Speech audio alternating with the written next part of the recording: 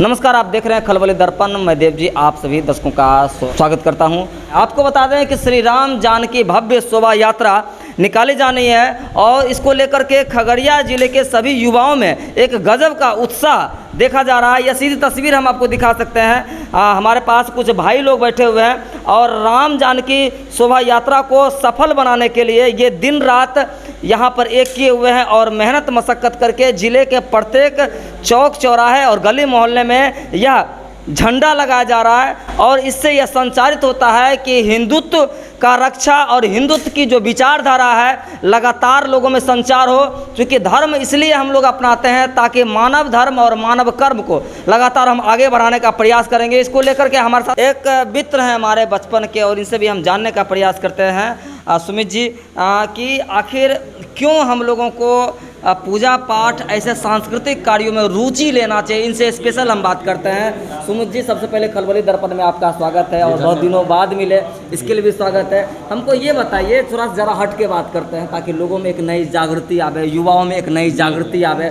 तो हम लोगों को सांस्कृतिक कार्यक्रम में, पूजा पाठ में अपने बुजुर्गों के श्रद्धा के लिए क्यों नतमस्तक होना चाहिए, उनके विचारों को क्यों अनुसरण करना चाहिए, अपने पूर्वजों के जो सांस्कृतिक चीज़ें हैं हमारे, जैसे अभी हिंदू धर्म की बात है तो उनको क्यों अनुसरण करना चाहिए, इसको लेके कुछ दो शब्द रखें आप। जी, सबसे पहले क्या है कि आजकल का जो युवा पीढ़ी है वो हम लोग भी देख रहे हैं क्या कि आजकल गलत रास्ते पे जा रहे हैं, कुछ नशा में जा रहे हैं, कुछ आजकल जो मोबाइल का चला है, प्रचलन चला है, उसमें गलत रास्ते में जा रहा है। तो उन लोगों के लिए भी और हमारे आने वाली पीढ़ी को लिए ये याद दिलाना ज़रूरी है क्या कि हमारा पूर्वज हमारा पहले क्या था, ठीक है। तो और ये धर्म से अगर हम लोग जुड़े हुए तो खुद हमारे अंदर एक संस्कार आता है, सत्य की रास्ते पर चलने की एक मन में भावना होती है। इसलिए हम लोग ये जो राम जानकी भव्य शोभा यात्रा में जुड़े हुए हैं। इसमें अभी क्या है कि हम लोग मात्र पहले स्टार्ट जब हुआ था तो 10 से 12 लोग थे, आज सैकड़ों कार्यकर्ता जुड़े हुए, अब सैकड़ों कार्यकर्ता झंडा लगाने में लगे हुए हैं। इससे एक नई ऊर्जा आई है उन लोगों में जो गलत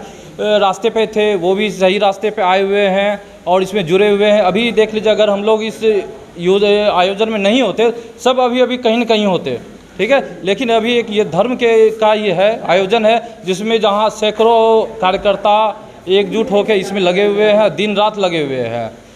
बिल्कुल, धन्यवाद। देखिए, कुल मिलाकर के यह बात कहा जाए कि किसी भी धर्म में यह विचारणीय तथ्य बनता है कि हम उस धर्म को किस प्रकार से ज्ञानवर्धन के रूप में, जीविकोपार्जन के रूप में और जीवन के उच्च कोटि को रूप में और ज़िंदगी को बेहतर बनाने के लिए उसमें अनुशासन का बहुत योगदान होता है और धर्म से अनुशासन ही सीखने को मिलता है। हम किसी मंदिर मस्जिद में अगर पूजा करने जाते हैं, वहाँ नतमस्तक होने जाते हैं तो वहाँ हमें एक विश्वास पैदा मिलता है। उस विश्वास से हम श्रद्धा रखते हैं और नतमस्तक होते हैं और हमेशा सकारात्मक सोचने का एक जड़ी बूटी है जिसको लगातार हम आगे आकर के अपने संचार को बढ़ा सकते हैं और ऐसे धार्मिक कामों में लगातार संलग्न होकर अपने पीढ़ी को और आने वाले पीढ़ी को एक सही रास्ते पर ले जा सकते हैं। एक छोटा सा उदाहरण हम आपको बताना चाहेंगे कि आज की इस 21वीं सदी में जहाँ लोग पश्चिमी सभ्यता को अपनाने को तैयार हैं, जहाँ पार्टी हो गया, मौज मस्ती हो गया, दारू शराब मुर्गा हो गया, अन्य तरह की चीज़ें हो गए,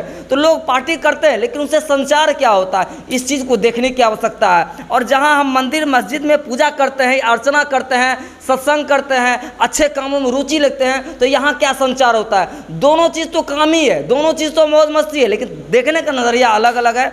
तो जिस चीज़ को जैसे आप देखेंगे वैसा आपको प्रकाश मिल पाएगा। इसलिए आप सभी युवाओं से, माता बहनों से आग्रह होगा, निवेदन होगा कि आगामी 10 अप्रैल 2022 रविवार को 2 बजे यह भव्य शोभा यात्रा निकाली जाएगी और इसमें आप सभी लोगों से निवेदन है कि इतनी ऊंची तक बढ़ाए ताकि आगे का आपका वंशज उसको निभा सके।